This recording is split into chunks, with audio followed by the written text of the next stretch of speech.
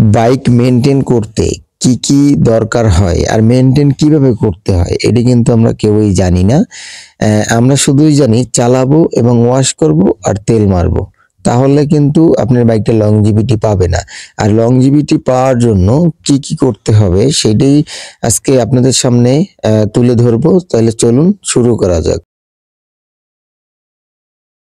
আসসালামু আলাইকুম বাইকার্স, কেমন আছেন? আলহামদুলিল্লাহ অনেক ভালো আছেন আশা করি। আমি মোহাম্মদ তৈন খান, বাইক সার্ভিসিং বিডি চ্যানেল থেকে আজকে আপনাদের মাঝে আবার নতুন এক রিভিউ নিয়ে চলে আসলাম। আজকে আমি যেটা নিয়ে আলোচনা করব সেটা একটা বাইক কিভাবে ভালো রাখা যায় আর কোন পলিশ ব্যবহার করলে আপনার বাইকটা অনেক ভালো থাকবে। দেখেন, এই যে বাইকটাই কিন্তু আমি পলিশ মারছিলাম না, আমি কিন্তু এই বাইকটা যখনের থেকে কেনা হয়েছে তখনের থেকেই কিন্তু আমি এই পলিশটা ব্যবহার করতেছি।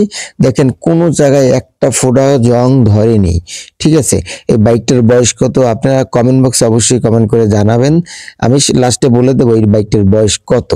ঠিক আছে, যাই হোক, এই যে দেখেন আমার হাতে যে পলিশ, এই যে পলিশটা যদি আপনি ব্যবহার করেন, আসলে এটা একটা চমৎকার এবং ম্যাজিকিয়ান পলিশ।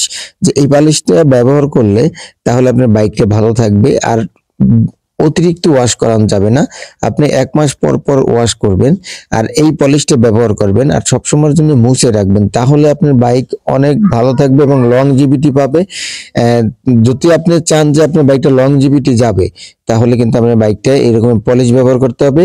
আর অবশ্যই 3 মাস অন্তর একটা সার্ভিস দিতে হবে। প্রত্যেক 1 সপ্তাহ পর পর আপনার একটা ভালো টেকনিশিয়ানে দেখাতে হবে। আপনার টেকনিশিয়ানরা লাগবে দক্ষ, এবং আপনি নির্বাচন করবেন এমন একটা টেকনিশিয়ান সে যেন দেখলে বলতে পারে যে বাইকে কোনো সমস্যা আছে কি আছে না। আর অবশ্যই 1 সপ্তাহ পর পর দেখাবেন আর 3 মাস অন্তর অন্তর একটা সার্ভিস করবেন। তাহলে আপনার বাইকে কোনো ট্রাবল দিবে না, আপনার অর্থ কিন্তু খুব বেশি খরচা হবে না। আপনার অল্প অর্থ দিয়েই কিন্তু আপনি বাইকটাকে মেনটেন করতে পারেন। তাহলে আমার ভিডিওটা কেমন লাগলো? যদি ভালো লাগে ভাই, যদি কিছু শিখে থাকেন তাহলে অবশ্যই সাবস্ক্রাইব করবেন এবং আরো 10 জনকে শেয়ার করে দেবেন। আপনি যেন না ভাই, তাহলে প্লিজ শেয়ার করুন।